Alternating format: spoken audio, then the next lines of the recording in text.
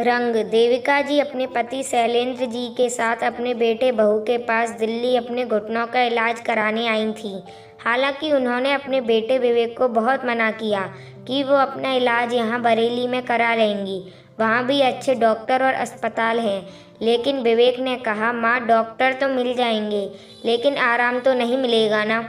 फिर तुमको घर के काम, पापा की दवाइयाँ, यह सब काम भी तो आपके जिम्मे ही आता है। गीता और स्वाति देविका जी की बेटियां भी तो यही हैं, उन दोनों से और बच्चों से मिलना जुलना भी हो जाएगा।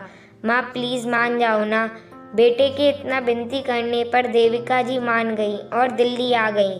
माँ पापा के आने से विवेक बहुत खुश था, लेकिन विवेक की पत्नी दीपाली खुश नहीं थी, जो लाख छिपाने पर भी उसके चेहरे के हाव भाव से साफ पता चल रहा था। पढ़ी लिखी आत्मनिर्भर दीपाली देखने में बहुत सुंदर और संपन्न थी। वो पेशे से एक सॉफ्टवेयर इंजीनियर थी। देविका जी स्वयं पढ़ी लिखी नहीं थी, लेकिन उन्होंने अपने तीनों बच्चों को शिक्षित और आत्मनिर्भर बनाया, क्योंकि उन्हें शिक्षा का महत्व पता था।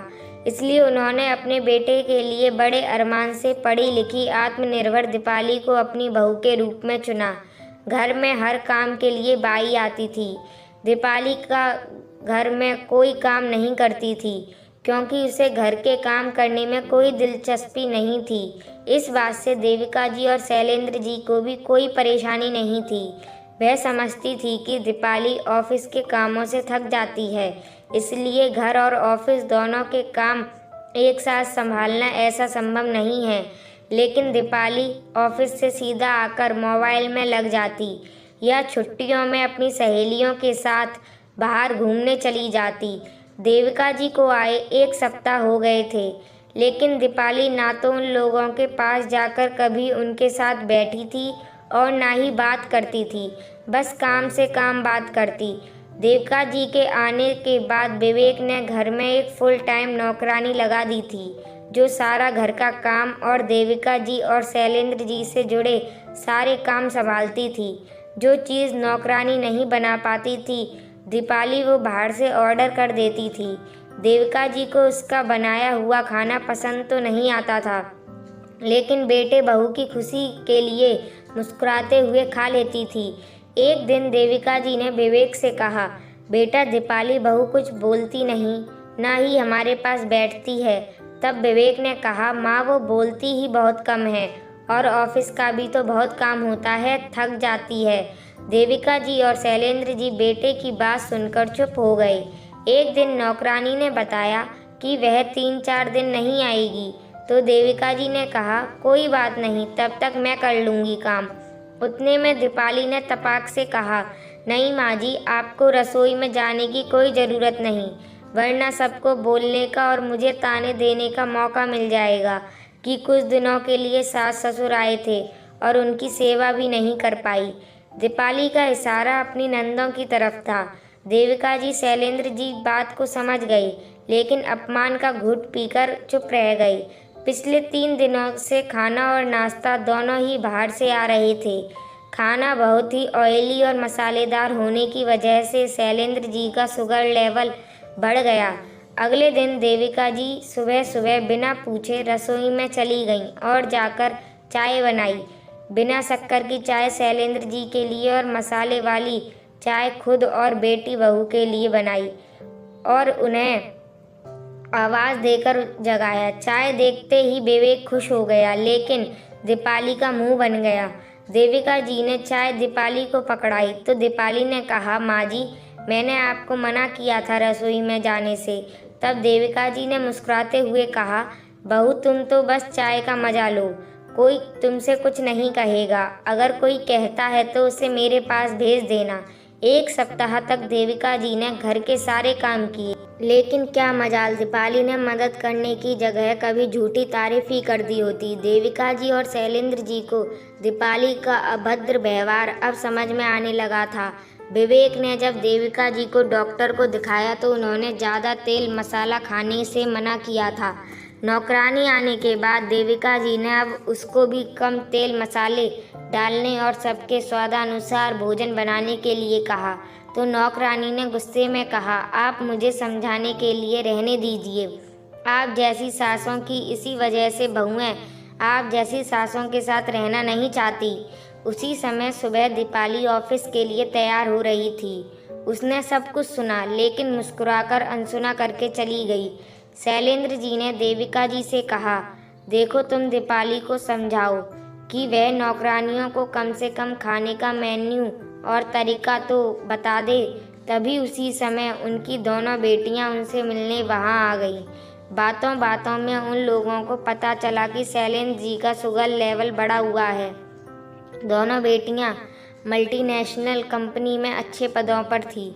तभी उनकी बड़ी बेटी ने कहा, पापा पहले चलो आप दोनों, आज सबसे पहले डॉक्टर के पास। उसने अपने परिचय के अच्छे डॉक्टर को उन लोगों को दिखाया और दवा लेकर घर आ गई। तब देविका जी ने कहा, अरे तुम दोनों आज छुट्टी थी क्या?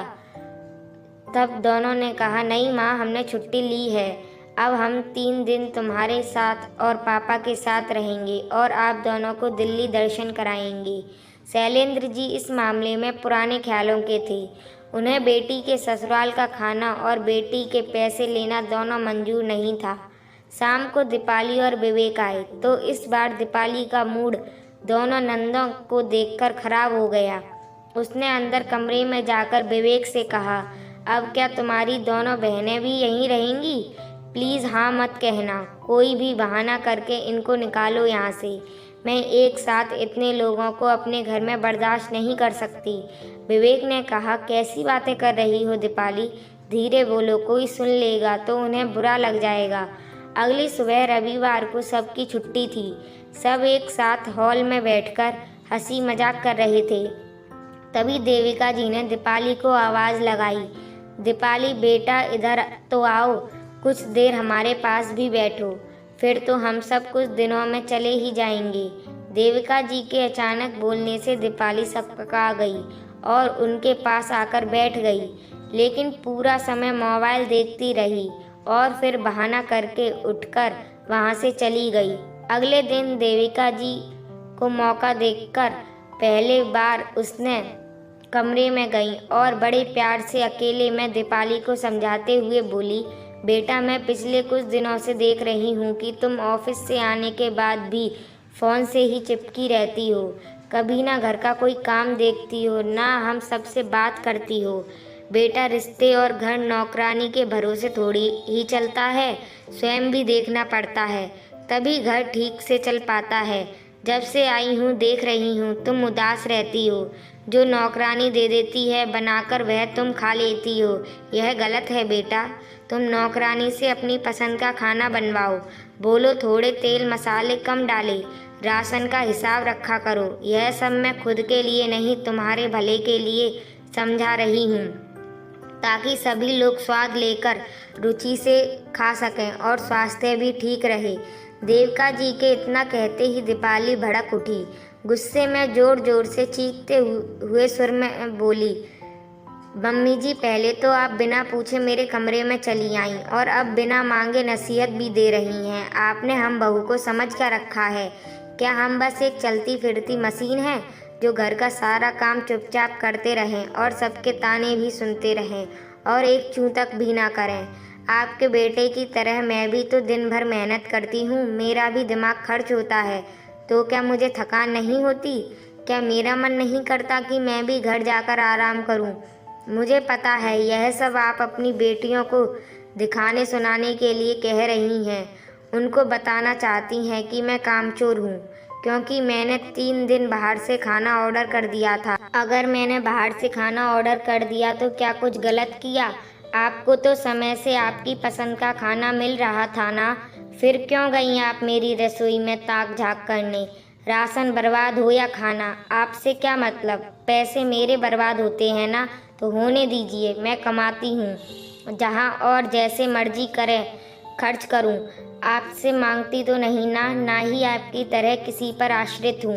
और आपकी सामान्य जानकारी के लिए बता दूँ कि बाहर काम करने वाली अधिकांश महिलाएं ऐसा ही करती हैं। और हाँ, यह घर के काम मुझसे नहीं होते, ना तो मैंने कभी यह काम किए हैं और ना ही मुझे पसंद है। मैं आपकी तरह कोई अनपढ़ गंवार घरेलू महिला नहीं, कामकाजी महिला हूँ। देविका जी अवाक दीपाली का मुंह देखते रह गईं। दरवाजे पर खड़ी दोनों बेटियां और विवेक को समझ ही नहीं आ रहा था कि हुआ क्या जो दीपाली अचानक इतना चिल्लाने लगी। इधर देविका जी सोचने लगी कि क्या इसलिए लोग पढ़ी लिखी लड़की को बहू बनाकर लाते हैं कि ससुराल आकर घर के बड़े और माता पिता समान सास ससुर को जवाब देकर उनकी बेइज्जती करे। क्या पढ़ लिख कर अपने सारे संस्कार भुला दे जाने चाहिए? तब शैलेंद्र जी ने कहा, वाह हमारी पढ़ी लिखी कामकाजी बहू, जिसे यह तक नहीं पता कि बड़ों से बात कैसे करते हैं। वह मेरी पत्नी को घरेलू गंवार औरत कह रही है। तो तुम्हारी सामान्य जानकारी के लिए बता दूं कि इसी गंवार महिला ने तुम्हारे पति को भी संस्कार और शिक्षा दी है और हमने अपनी बेटियों को भी आत्मनिर्भर बनाया है। लेकिन इसका यह मतलब कतई नहीं कि वह अपने बड़ों का सम्मान भूल जाएं। तभी उनकी बेटी ने कहा, भाभी आपके इसी व्यवहार के कारण हम एक शहर में रहकर भी कभी नहीं मिलते, क्योंकि आपको हमारा आना जाना और भाई से बात करना पसंद नहीं है। हम आज तक अपने संस्कारों के कारण ही चुप थे, क्योंकि आप हमारी बड़ी भाभी हैं। लेकिन आज आपने यह करके अपने मान सम्मान के साथ रिश्ता भी खो दिया। हम अपने माँ बाप को लेकर जा रहे हैं, लेकिन अब अगर आप चाहेंगी तो भी हम आपसे रिश्ता नहीं जोड़ पाएंगे। चलिए माँ। रुको माँ, विवेक ने कहा। आज तक मैं चुपचाप इसकी सारी बदतमीजी बर्दाश्त करता रहा, इसकी गलतियों पर पर्दा डालता रहा, जिसका नतीजा यह हुआ कि इसने आपका ही अपमान किया। अगर मेरी माँ ने औरतों पर हाथ उठाना सिखाया होता तो आज मैं तुम्हारा वह हाल करता कि तुम कभी बोलने लायक नहीं रह जाती। लेकिन अब तुम मुझसे यह उम्मीद कभी मत करना कि मैं तुम्हारे माता पिता का सम्मान करूँगा या उनसे कभी बात करूँगा।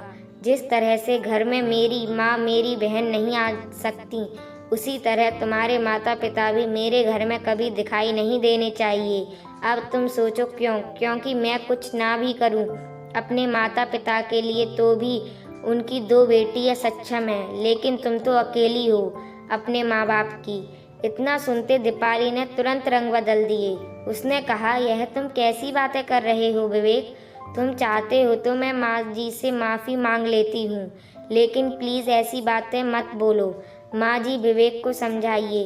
आखिर मेरे माता पिता के प्रति भी तो इनका कोई कर्तव्य है। उनके तो कोई बेटा नहीं, उनका इकलौता सहारा तो मैं ही हूँ। देविका जी ने नज़र झुकाए 2 टूक कहा, बहू मैं अनपढ़ गंवार घरेलू महिला हूँ, मैं किसी को क्या समझ सकती हूँ। और उसी समय अपनी बेटियों के साथ चली गई और मन ही मन सोचने लगी, अगर पढ़ी लिखकर ऐसा बनना हो तो अनपढ़ ही ठीक है। रात में शैलेंद्र जी ने देविका जी से कहा, क्या सोच रही हैं आप? जो हुआ उसे बुरा सपना समझकर भूल जाइए। हम 1-2 दिन में अपने घर वापस चलेंगे। अभी आपका पति इस काबिल है कि आपकी हर ज़रूरत पूरी कर सकता है।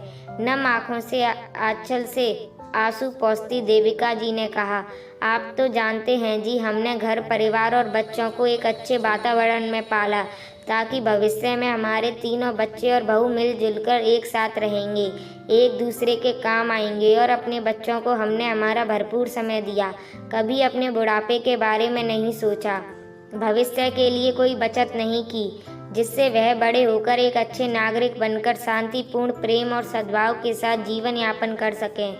पढ़ी लिखी बहू भी यही सोचकर लाए थे, लेकिन हमारा सोचा हुआ कुछ भी नहीं हुआ। वो इतना कहकर फफक कर रो पड़ी।